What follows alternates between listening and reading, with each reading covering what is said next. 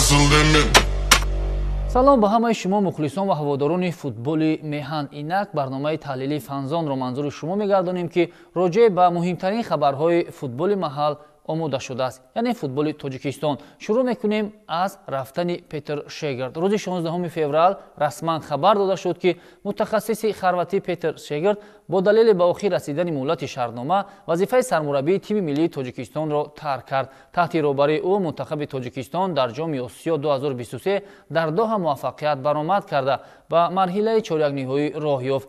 Федератсияи футболи Тоҷикистон ба Петр Шегирд барои фаъолияти дусолаи пурсамараш изҳори миннатдорӣ баён намуда, ба ӯ дар фаъолияти минбаъдаш камёбиҳо таманно намуд.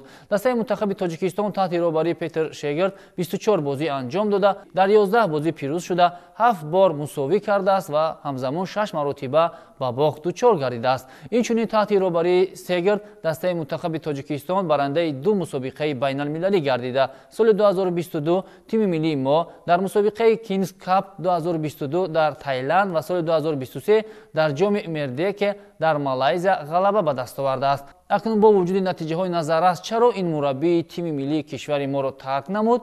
Гапу чапҳо дар ин бора зиёданд ва ба ақидаи бархе аз таҳлилгарон Петр Шегирд аз Федератсияи футболи Тоҷикистон маоши бештарро талаб намудааст ки Федератсияи футболи Тоҷикистон ба ин розӣ нашудааст ва дар ниҳоят ҷонибҳо ба мувофиқа нарасиданд.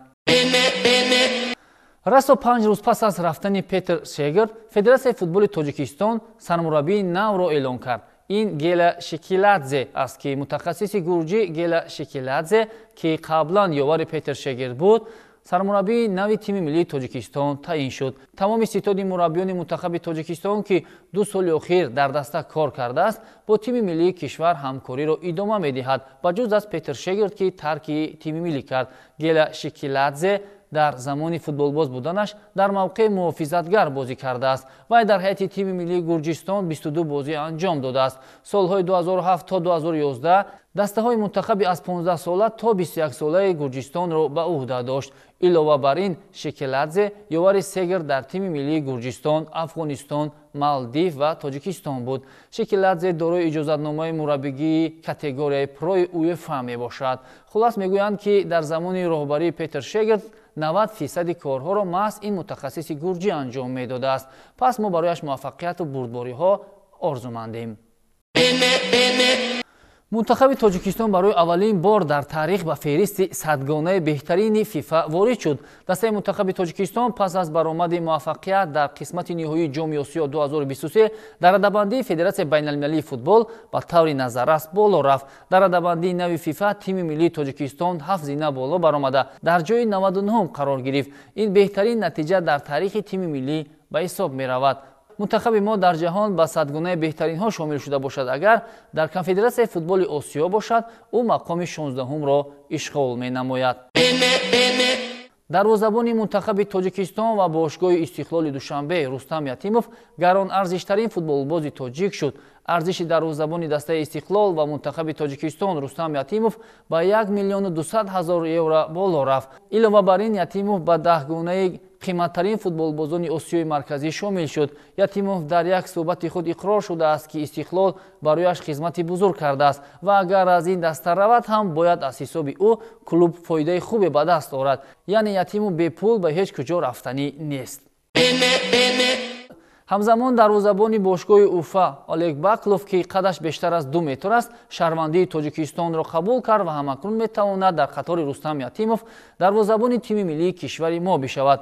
ин дарвозабон дар Табошаҳр таваллуд шудааст. акнун ин дарвозабони 29 сола метавонад шарафи тими миллии кишвари моро дар мусобиқаҳои байналмилалӣ ҳимоя бикунад.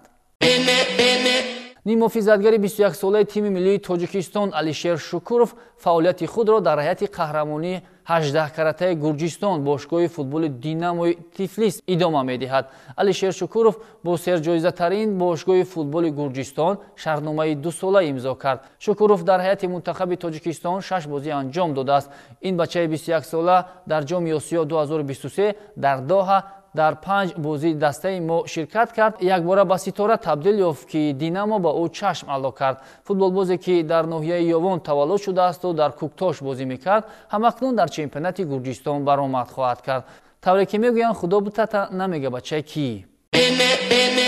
дар меҳмонхонаи суғдиёни шаҳри хуҷанд нишасти матбуотӣ доир гардид, ки дар он шартномаи ҷиҳати тамдиди сарпарастии ширкати Формула 55 бо клуби футболи Хуҷанд ба имзо расид. ҷонибҳо дар масъалаи ҳамкории муштарак ба мувофиқа расиданд. Фаррух Марафиев, директори иҷроияи клуби футболи Хуҷанд, изҳор дошт, ки сарпарастии ширкати Формула 55 ба даста аз ҳар ҷиҳат самаровар буда. ҳамкорӣ бо ин ширкати маъруф барои пешрафт ва рушди даста муҳим аст. зимнан Хушбахт Расулов, директори минтақавии ширкати Формула 55, афзуд, ки аз рӯзҳои аввали фаъолияти худ ҳадаф дошт барои рушди футболи кишвар ва дастгирии варзишгарон саҳм гузорад. дар ин радиф ширкат барои пешрафти соҳаи варзиш лоиҳаҳои орзуи нек Тоҷикистон ба пеш, ҷоми Формула 55 ва дигар лоиҳаҳоро амалӣ мекунад. соли шашум аст, ки Формула 55 шарики тиҷоратии дастаи Хуҷанд мешавад. ҳамкориҳои ширкати Формула 55 ва дастаи Хуҷанд дар солҳои минбаъда низ идома меёбад. боз як хабари дигар. ба ибтикори дастаи Истиқлол курси кӯтоҳи мураббигӣ барои мураббиёни ватанӣ бо иштироки мураббии соҳибтаҷриба Қурбон Бердиев доир гардид. барои баланд бардоштани дониши касбии мураббиёни футболи ватанӣ, дастаи футболи Истиқлол семинари омӯзиширо барои мураббиёни ватанӣ аз 19 то 21 феврал ташкил ва баргузор намуд. Қурбон Бердиев бо рубини худ як замон Барселонаи бузургро шикаст дода буд, ба Тоҷикистон омад. баъзе хабарҳо дар мавриди ташрифи ӯ пайдо шуд, ки занакҳои лаби об мегӯянд ӯ метавонад сармураббии нави дастаи Истиқлол бишавад. бо ҳамин тамом то дидорҳои навбатӣ сарбаланду пирӯз бимонед. хайр.